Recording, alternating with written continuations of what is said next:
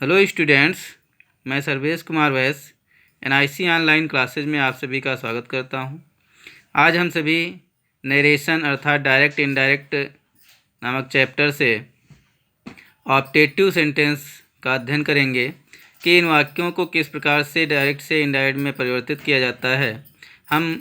चलो हम देखते हैं कि ऑप्टेटिव सेंटेंस होते क्या हैं। देख रहे हैं आप, इन वाक्यों से इच्छा, शुभकामना, क्या देख रहे हैं? इच्छा, शुभकामना, संभावना या भगवान से प्रार्थना प्रकट होती है।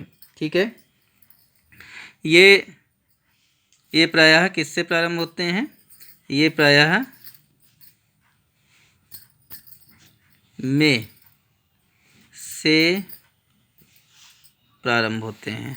ठीक है, में से प्रारंभ होते हैं।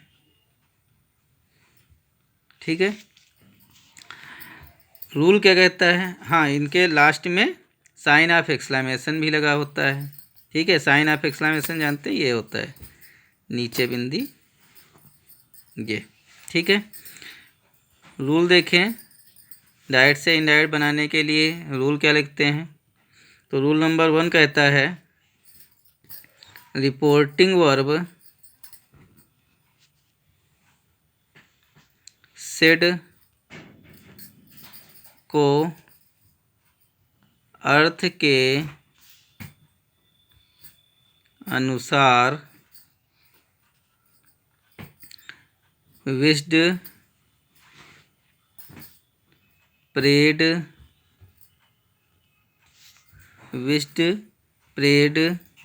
ब्लेस्ड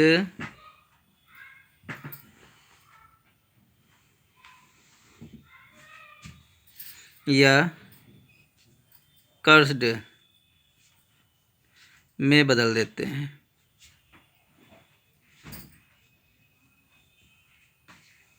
ठीक है, इसके बाद पॉइंट नंबर 2 देखिए, कॉमा इन्वर्ट कॉमास हटा देते हैं, सभी में वही लगता है। तो यहाँ पर देखें क्या होगा, कंजक्शन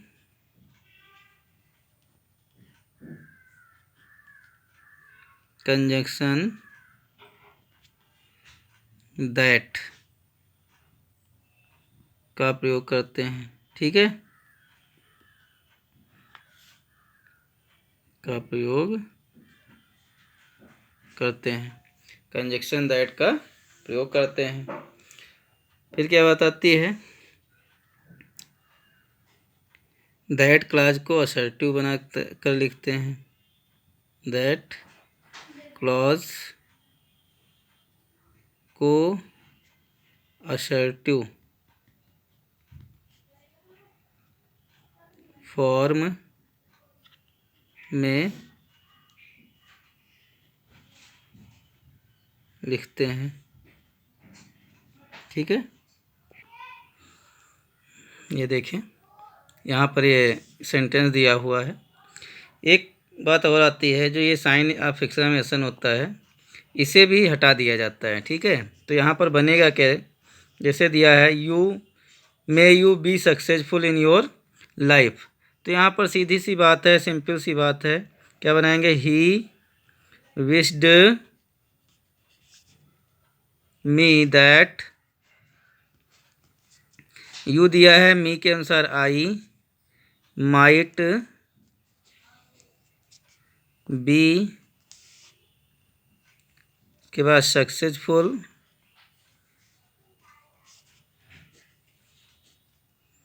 ठीक है, इन योर है, मी के अनुसार माई हो जाएगा, माई, फिर क्या है? लाइफ, तो माई लाइफ हो जाएगा, ये बन गया। ठीक है, इस तरह से ये बनेगा।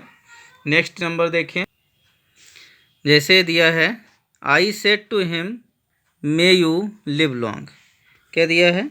आई said to him may you live long, तो यहाँ पर भी क्या हो जाएगा? आई विश्ड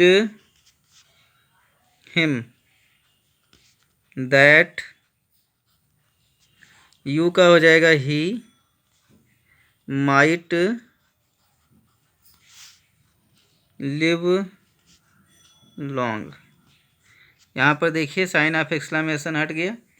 इसके बाद देखिए नेक्स्ट दिया हुआ है, he said long live our prime minister.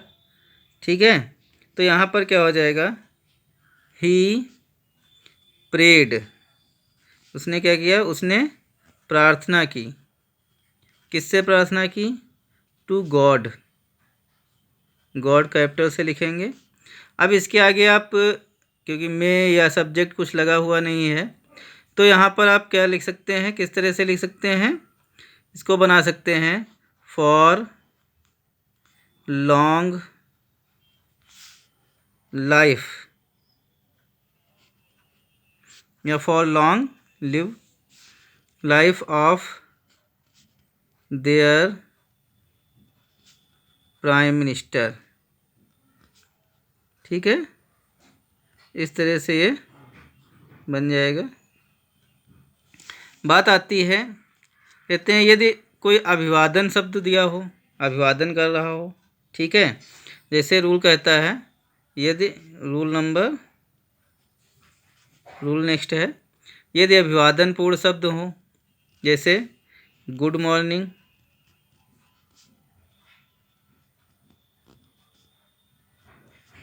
दिया हो, गुड बॉय दिया हो, गुड नाइट दिया हो,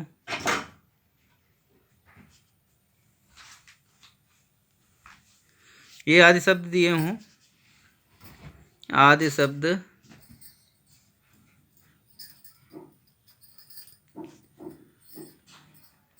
हों तो सेड के स्थान पर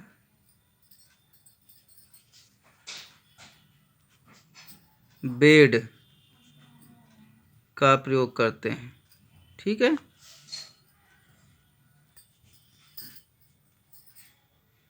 ठीक, जैसे एक सेंटेंस हम देख लेते हैं, एग्जाम्पल के तौर पे क्या होगा, he said to me, comma का बिगिन, गुड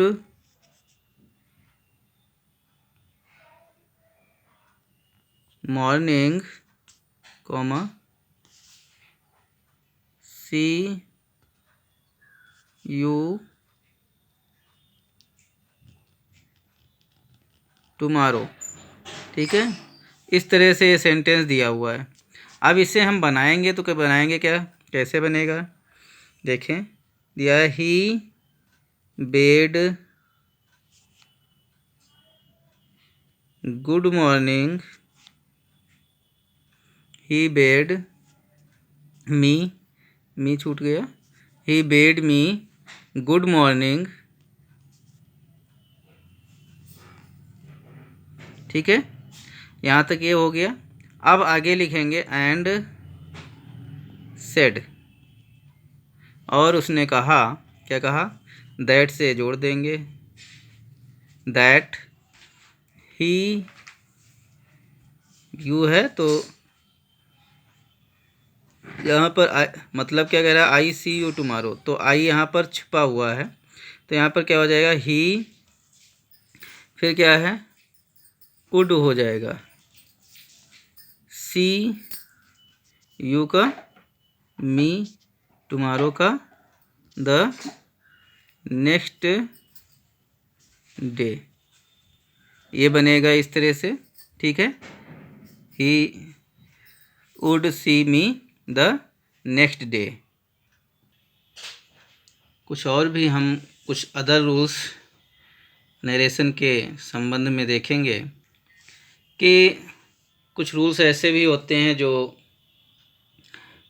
हम किसी काइंड से अलग कुछ बचे हुए रूल्स पढ़ लें।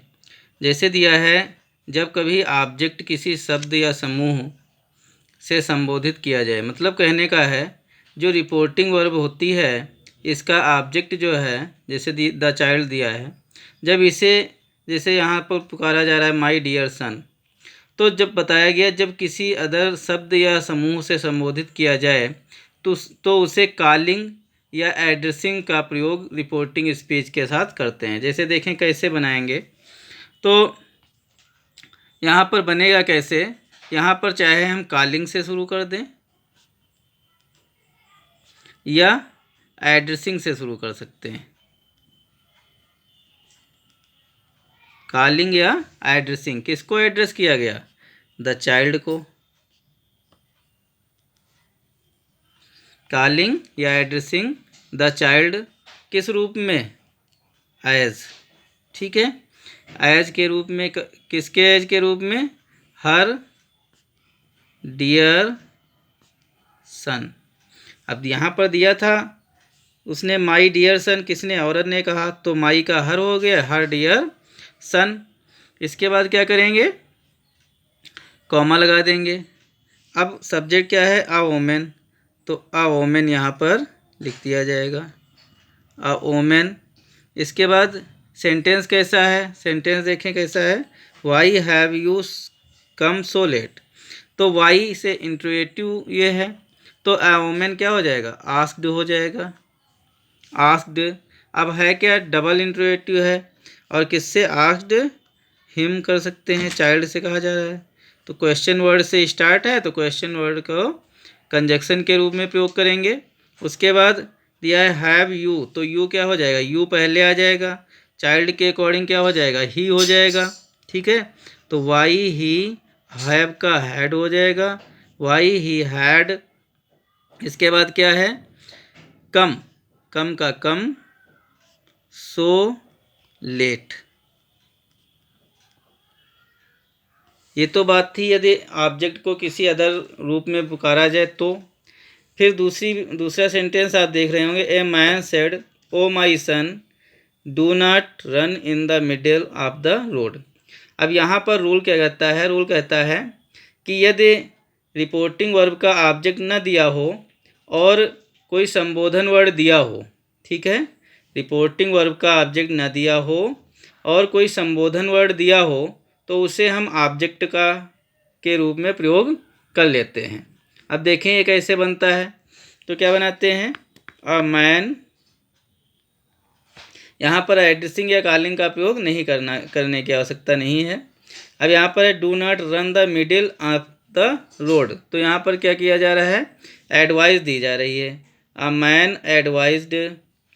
अब किसको एडवाइस दी जा रही है, ओ माई सन कहा, अपने पुत्र के को कहा, तो यहाँ पर क्या हो जाएगा, हिज सन, ठीक है, हिज सन। अब यहाँ पर है कैसा ये सेंटेंस, इम्परेटिव है, तो इम्परेटिव है, यहाँ पर क्या हो जाएगा, नॉट टू, नॉट टू हो गया। अब यहाँ पर आगे उतार देंगे वही चीज़, not to run in the middle of the road, ठीक है। इस तरह से ये सेंटेंस बन जाएगा। नेक्स्ट सेंटेंस देखें, दिया है जैसे the passenger said to the clerk, thank you sir. एक चीज़ आपको बता दें, जब थैंक यू दिया हो तो वहाँ पर क्या करते हैं, सेड के स्थान पर थैंक्ड का प्रयोग कर देते हैं, क्या कर देते हैं, थैंक्ड का प्रयोग कर देते हैं। और सर के लिए रिपोर्टिंग वर्ब के साथ रिस्पेक्टफुल्ली या विद रिस्पेक्ट लगा देते हैं। तो यहाँ पर बनेगा क्या ये इनडायरेक्ट स्पीच में, द पैसेंजर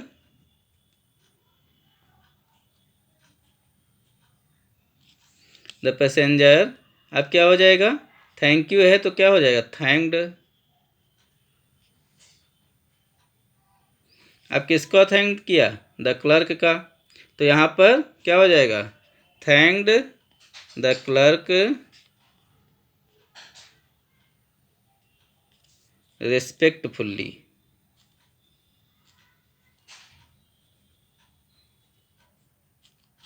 तो इस तरह से आपने देखा कि किस तरह से डायरेक्ट से इनडायरेक्ट में परिवर्तन किया जाता है। ये जो नरेशन चैप्टर था ये आज यहीं पर समाप्त होता है।